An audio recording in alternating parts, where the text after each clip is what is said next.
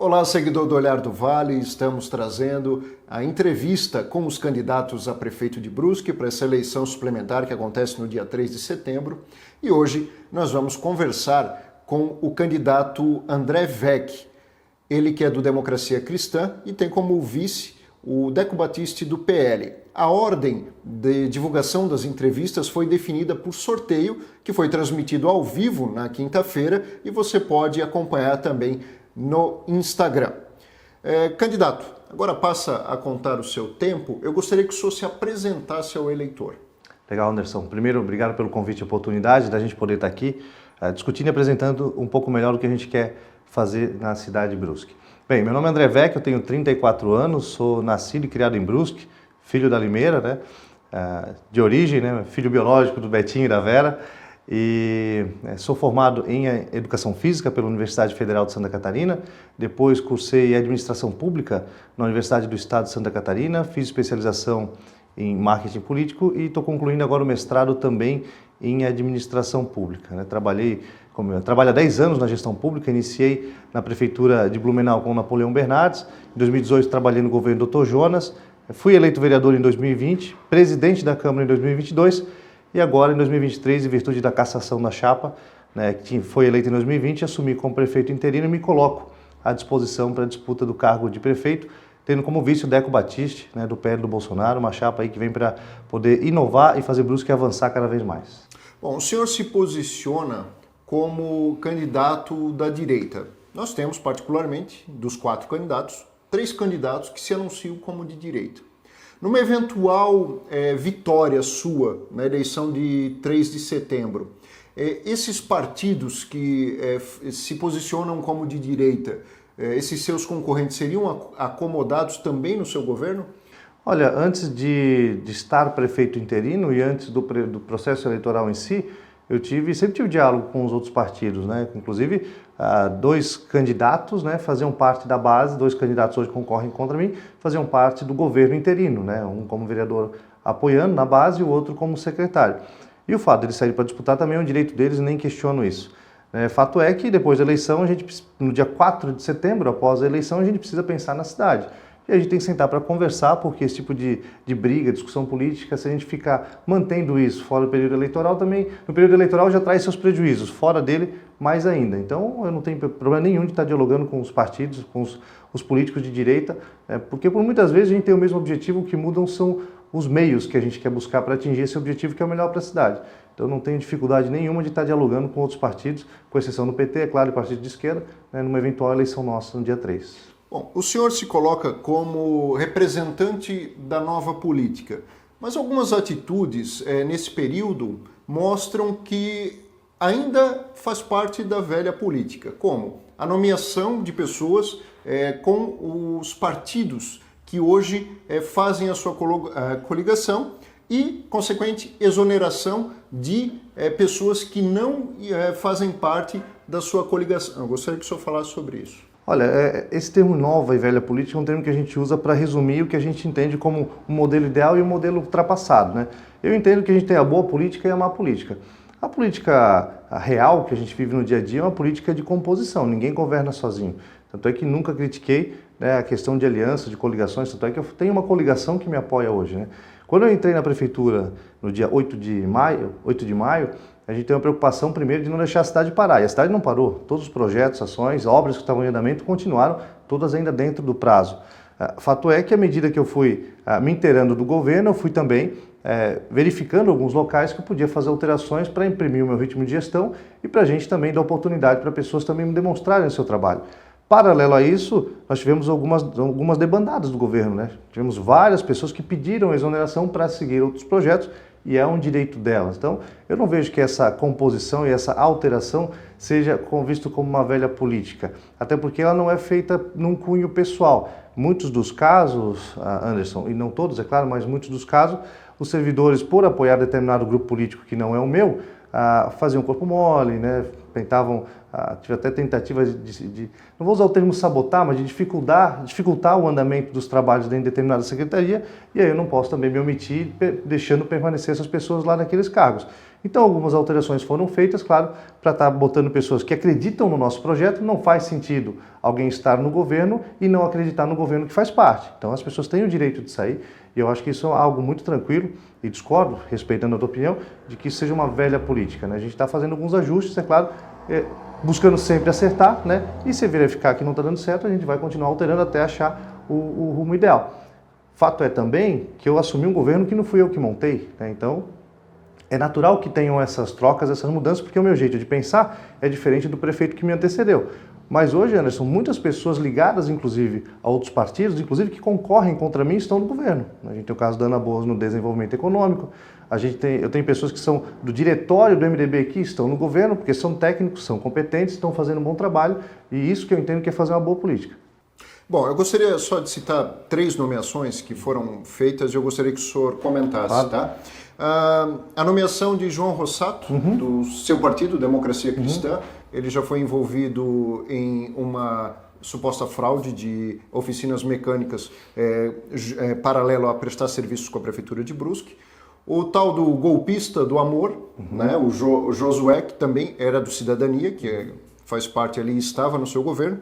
E Fabiana Hang, que é proprietária de uma autoescola que acabou sendo lacrada pelo PROCON, faz parte do seu governo. 2 deles já foram exonerados, né? Então eu gostaria que o senhor comentasse sobre essas 3 nomeações. Até agradeço a tua pergunta, Anderson, porque muita gente tem dúvida e acaba espalhando informações sem ter conhecimento de todo o contexto. No caso do João Rossato, ele eu não sei se ele ainda é do diretório do partido ou não, mas até pouco tempo ele era, não sei se o presidente Josimar fez alguma alteração, né? Mas o João, ele faz parte do partido desde que eu disputei a eleição em 2020, quando eu ingressei no Democracia Cristã. Quando a gente fez a nomeação dele, e a gente tem um processo que agora a gente está sendo ainda mais rigoroso, de levantamento do histórico das pessoas que estão assumindo o cargo, porque a gente não quer pessoas lá dentro que tenham algum histórico que não permita, que não seja compatível com a atividade pública que vai estar desempenhando. E o João, quando ele entrou no governo, né, quando ele apresentou a documentação, ficou faltando uma certidão negativa, né?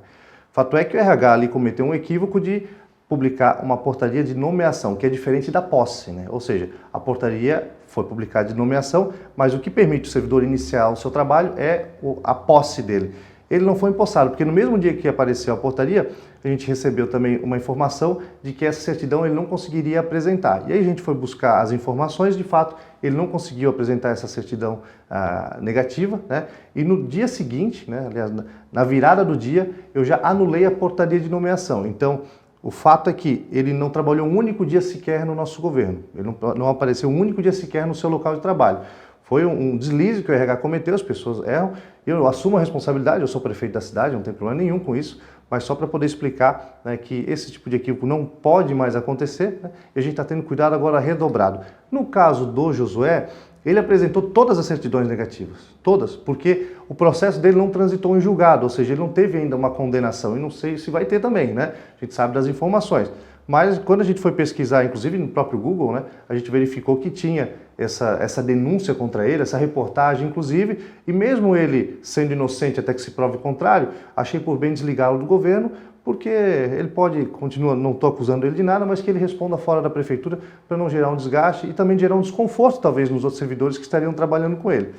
Então, nesses 2 casos, deixando bem claro para a população, a gente não tem compromisso com coisa errada, não, né? Se a gente faz algum ato, identifica que está errado, a gente vai lá e corrige, diferente de outros governos que passaram, né, que permaneceram ali com alianças não republicanas, com o simples fato de ter uma governabilidade, ter um apoio político, diferente do que a gente tem feito. Errou, vai para a rua. Enquanto isso, não tem problema nenhum de estar atuando. Sobre a questão da Fabiana, o SAMAI é uma autarquia que tem autonomia administrativa, financeira e de gestão, e ela está num cargo que é basicamente uma assessoria direta do diretor-presidente, alguém da confiança dele, e eu também dei liberdade para ele escolher alguém que ele confiasse para poder fazer esse trabalho. E a gente tem que separar a pessoa física da pessoa jurídica, né? As irregularidades, ou supostas irregularidades que teriam na empresa dela, ela vai continuar respondendo sem nenhum benefício, né, dentro do que a lei preconiza. Agora, ela, enquanto pessoa física, eu não posso botar um carimbo nela e excluir ela da sociedade sem dar uma oportunidade. Então, esse sendo um cargo de confiança ligado diretamente ao presidente do SAMAI, eu dei essa autonomia para que ele escolhesse uma pessoa da confiança dele, para que ele pudesse desempenhar o seu trabalho da melhor forma possível. Seus adversários políticos têm falado muito sobre a sua pouca experiência na área política. Um deles, que foi o candidato Molina, comentou que o senhor era estagiário dele e ele foi dando as oportunidades para o senhor dentro da prefeitura.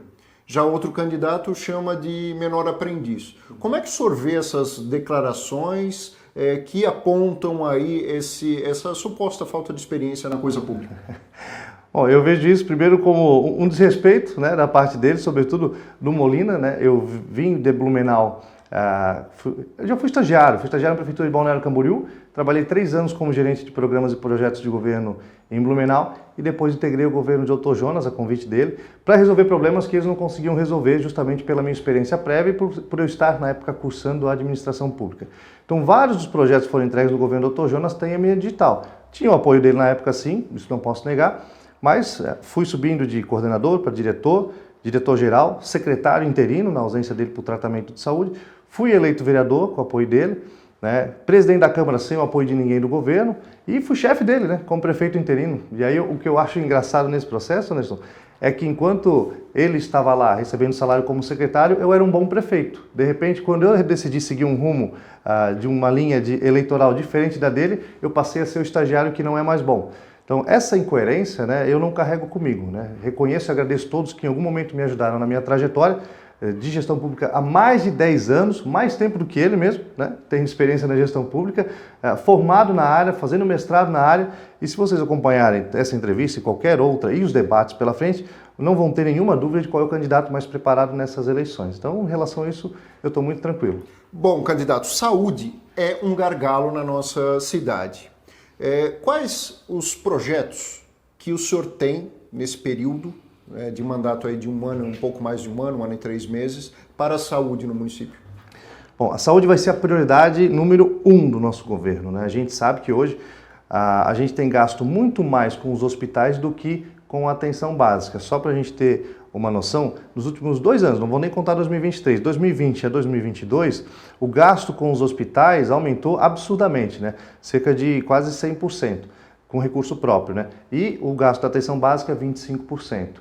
Ou seja, a gente está priorizando o paciente crônico lá no hospital e a prefeitura tem deixado de lado, né, preterido a atenção básica, que é a porta de entrada do SUS. As unidades básicas de saúde estão nos bairros, muitas pessoas não têm condição de ter um carro para se deslocar até o hospital ou pagar um Uber. Então o nosso foco vai ser inverter essa pirâmide. A gente vai focar em investir na atenção básica. UBS bem estruturada, limpa, organizada, equipamentos para os profissionais poderem trabalhar, médicos, enfermeiros, equipe para poder atender, medicamento para poder servir a população, porque se a gente tem uma maior resolutividade na prevenção, ou seja, na unidade básica de saúde, que custa muito mais barato a gente trabalhar de forma preventiva, a gente vai ter menos pessoas virando pacientes crônicos precisando do atendimento no hospital, ou seja, a gente desafoga o hospital quando a gente resolve na base da pirâmide ali na unidade básica de saúde.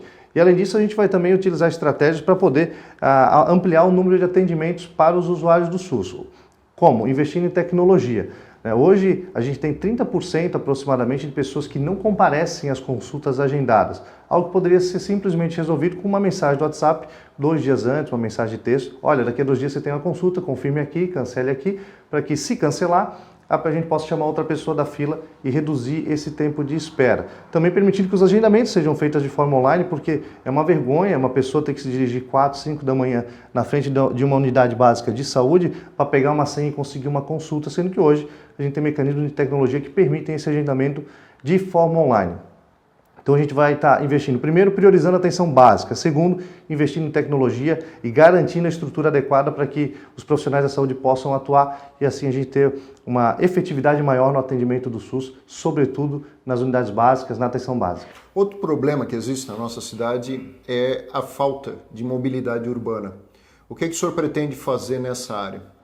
Mobilidade urbana é um tema também que é um dos 5 grandes projetos que a gente tem programado para esse mandato tampão, de pouco mais de um ano e 3 meses.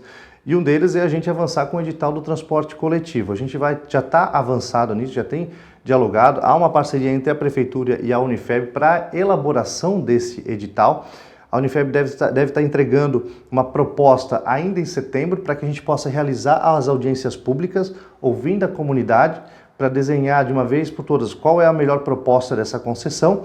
E aí então a gente encaminhar para o Tribunal de Contas, que é uma premissa para que a gente possa publicar o edital, e após o prazo máximo do tribunal, que é de 90 dias, a gente poder publicar o edital, quem sabe ainda esse ano, no mais tardar início do ano que vem, para que em 2024 a gente tenha uma nova empresa operando com transporte público. Transporte público a um preço acessível, um transporte público que seja de qualidade e que tenha linhas e horários nos dias também que a população precisa. Se eu tenho um transporte público nessas condições, eu tenho mais pessoas no ônibus, menos carros nas ruas, menos motos nas ruas, o que também acaba melhorando e muito a mobilidade. Então essa é a estratégia que a gente vai avançar para poder melhorar a mobilidade, além, é claro, dos projetos que a gente tem de infraestrutura, como a abertura da Beira-Rio até o Rio Branco. A Beira-Rio que vai ali hoje próximo da APAI, né, o Instituto Federal, que vai até a ponte que está sendo concluída, que cruza o Maluche para o Rio Branco, e atravessando o Rio Branco, ela segue ainda no Rio até a ponte do Rio Branco mesmo, aquela que sai perto ali do Alto Atacarejo, né, e que também gera mais uma opção para desafogar um pouco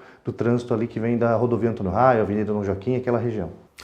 Obras. A gente percebe que o centro tem tido obras, né, várias obras, mas os bairros, a reclamação é de que falta atenção do poder público nos bairros. Sim. Qual a prioridade do seu governo para atender os bairros nessa questão? Primeiro a gente claro, tem que pensar em grandes obras de mobilidade, de infraestrutura, mas a gente não pode esquecer do básico, que é o quê? Cuidado que já tem, né? De que forma? Hoje a gente já está com um mutirão de tapa-buracos, a gente tem um passivo muito grande, a cidade ficou muito largada, sobretudo nos bairros, né? O centro também, cuidado, ok, mas os bairros estão muito largados, a gente está com um mutirão tapa-buraco, para que a gente possa tapar o buraco, fazer a limpeza das ruas que tem barro, roçada, né? Fazer jardinagem, a sinalização, pintura de meio-fio, enfim, são detalhes que não custam muito caro e deixam o bairro, deixam a cidade muito mais bonitos, muito mais agradáveis. Então essa é uma linha que a gente vai estar atuando. Em paralelo, outras obras, algumas já previstas no próprio Fomplata, de macrodrenagem, como na bacia ali da rua Vitor Meireles, a Abraão de Souza e Silva, a Estrada da Fazenda, a Henrique Hoffmann ali na região da Gustavo Alfpap, o canal Extravasor da Limeira. Então a gente tem obras em diversos bairros já planejados dentro do Fomplata, né? E a gente vai estar, claro, junto com a Secretaria de Obras, buscando dar uma atenção maior, uma conservação maior e manutenção, porque se eu faço a manutenção é muito mais fácil, uma manutenção frequente é muito mais fácil eu manter a cidade organizada, limpa, bem cuidada, para que a gente possa fazer mais com a estrutura que a gente já tem dentro da Secretaria de Obras. Por que o eleitor que está assistindo a gente deve votar no senhor? Bom, primeiro porque a cidade de Brusque ela já passou por diferentes modelos de gestão, né? A gente já teve o ciclo do ex-prefeito Ciro Rosa, dos mais recentes, né? O ciclo do candidato do PT, agora o ciclo Dr. Jonas Barra Ari, e todos eles tiveram os seus acertos, os seus erros, né? Deixaram o seu legado e já foram testados.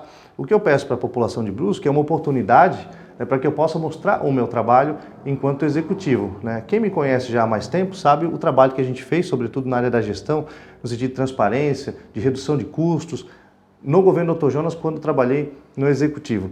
Na Câmara, projetos como a Lei da Inovação, o Código de Defesa do Empreendedor, Lei de Transparência, que a gente também avançou no Legislativo, e na Presidência a gente fez uma reforma administrativa que só esse ano vai economizar mais de R$500 mil na Câmara de Vereadores. Ao assumir o Executivo, a gente deu continuidade às obras que estavam avançando e tivemos a coragem de tomar ações que o governo anterior era receoso. Como, por exemplo, a gente tinha diversos comércios fechados na cidade de forma ilegal, mais de R$500 mil aplicados em multa de forma ilegal, pessoas perdendo seus negócios, perdendo emprego, perdendo renda. A gente foi lá e mudou toda essa realidade, deu oportunidade e fez a coisa certa. Coragem essa que a gente tem para tomar as ações que são necessárias. E eu ofereço ao eleitor, além dessa coragem, dessa paixão pela cidade, toda a minha experiência de mais de uma década dentro da administração pública e também uma formação técnica que me qualifica para hoje sentar na cadeira do prefeito e com muita tranquilidade poder fazer a gestão. Também a habilidade de poder montar uma equipe como a gente está montando na Secretaria de Saúde com currículo, que é presente na Secretaria de Saúde, não vai trabalhar 1, 2 dias por semana, mas está todos os dias lá. Na Secretaria de Gestão também com experiência na área, né, com mestrado na FGV, com experiência fora do país. Então a gente está montando uma equipe, está montando um time muito bom para que a gente possa entregar mais para a cidade. Né? E é por isso que eu quero muito poder contar com o apoio do eleitor brusquense e essa oportunidade para a gente mostrar que se o que a gente, em 3 meses que eu estou no governo, a gente já fez tanta coisa, imagina o que a gente pode fazer até o ano que vem. Além disso, a gente também, a cidade, ela sofre muito com essa troca de prefeitos, né? Eu também tive a habilidade de conseguir manter o que estava dando certo, manter as obras e ações e ajustar e mudar aquilo que eu achava que precisava ser alterado. Então, não sei se um outro prefeito teria essa mesma habilidade. E por fim, Anderson, a gente tem primeiro, já temos hoje a maioria do apoio dos vereadores da Câmara, uma boa governabilidade facilita o avanço de bons projetos para a cidade e também a gente tem o apoio do governador do estado, o governador Jorginho Melo, com uma bancada do PL de 11 deputados estaduais, 6 federais, diversos deputados de outros partidos que vão facilitar, abrir portas para a gente buscar recursos para Brusque. Candidato, obrigado pela entrevista. O espaço está aberto para o senhor pedir o seu voto agora. Pessoal, depois de tudo que eu falei, agradeço mais uma vez pela oportunidade. Peço a oportunidade para vocês, para que no dia 3 de setembro você vote no 27 para Brusque continuar avançando. Deu tempo. Obrigado, candidato. E a gente vai ficando por aqui. Lembrando que dia 28 de agosto, 8 horas da noite, às 20 horas, nós vamos transmitir o debate entre os candidatos a prefeito aqui pelo Olhar do Vale. Será no nosso portal, no YouTube, no Instagram, no Facebook e no TikTok. A novidade desse ano. Então, fica o convite para você no dia 28 de agosto assistir o debate entre os candidatos a prefeito do Olhar do Vale. Um grande abraço. Valeu.